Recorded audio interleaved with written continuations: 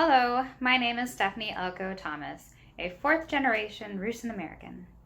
This video is brought to you by the Carpatho-Rusyn Society. Enjoy!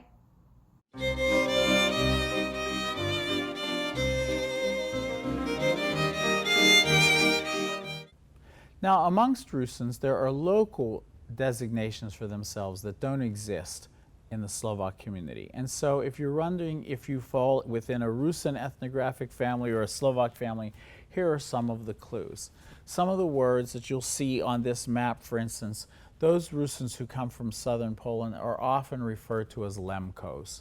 And you can see the word there. So if in your household you heard this word lemko, we're lemkos, then that puts you within the fullness of the Rusyn experience, not the Slovak experience. Now, if you come from Slovakia, of course, which is the toughest one, there the Rusyns overwhelmingly refer to themselves as Rusnaks. One of the ways you can tell, of course, if your heritage is Rusnak, is there are many people in an American context whose last name is Rusnak.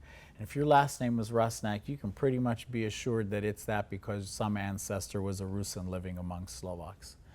You'll see here a group we've talked about before, the Sotaks, and you see where they fall, straddling the borders between Rusyns and Slovaks. And so they truly could fall within either a Rusyn ethnicity or a Slovak ethnicity. Rusyn ethnicity if they've got Eastern Christian roots, Roman Catholic roots, Slovak ethnicity. But then we get to Transcarpathia, where there are, of course, very few Slovaks.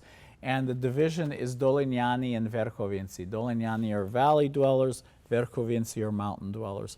These designations are never used within the Slovak community. And the tail end of the Rusyn population there are the Hutzels, which actually comes from a Romanian word for robber and are heavily influenced by those Vlachs that we have talked about. So let's take a look at what, in essence, is a Carpatho-Rusyn, what, in essence, is a Slovak. And this is what the summation should be able to make it clear for you. Carpatho-Rusyns. Religiously, they are Eastern Christians, either Greek Byzantine Catholics or Orthodox today. They come from Old Austria-Hungary or Vojvodina, which is in Serbia. You will hear about them coming from places like Western Galicia or Lemkovina, which has no Slovak population.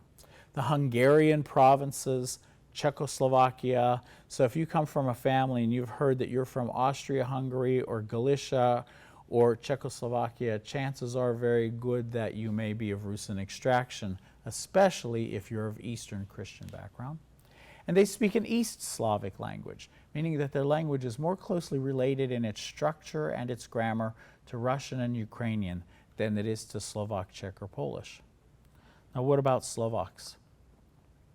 Slovaks are overwhelmingly Western Christians. And while we didn't talk about the religious division among Slovaks, at the same time that the Reformation was going on, the Reformation was a big movement in Slovakia, and few people realize that at the time of the Reformation, the vast majority of Slovaks converted to Protestantism. It was only through the Jesuits and their educational efforts that the majority of Slovaks were brought back into the Roman Catholic fold. But what that means is that if you're a Slovak, you can come from one of several Western Christian traditions. Most Slovaks are Roman Catholics, but there is a sizable portion of Slovak Lutherans, both in the United States and Europe, and even a somewhat sizable population of Slovak Calvinists, often called Reformed. And these Slovak Calvinists were brought to the Calvinist faith, particularly in the southern regions of Slovakia, by their Hungarian neighbors. Like Rusyns, they come from Old Austria-Hungary. Families would say they came from Slovakia, and some will say that they came from Moravia, and this is the truth. There is a pocket of Moravian Slovaks.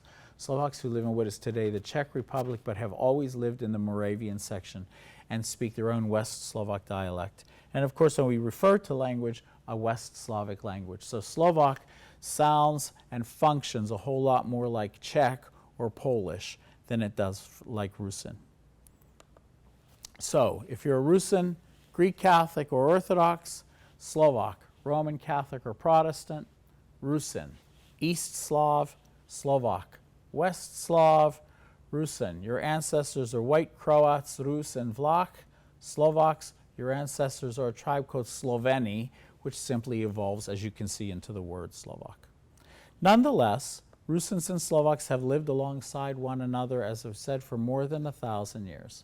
They share so many things, and they complement one another. And I think one of the things that we hope to see in the future is that Rusyns and Slovaks, particularly in Slovakia as well as in the United States, work together to advance the commonness of their rich Slavic culture.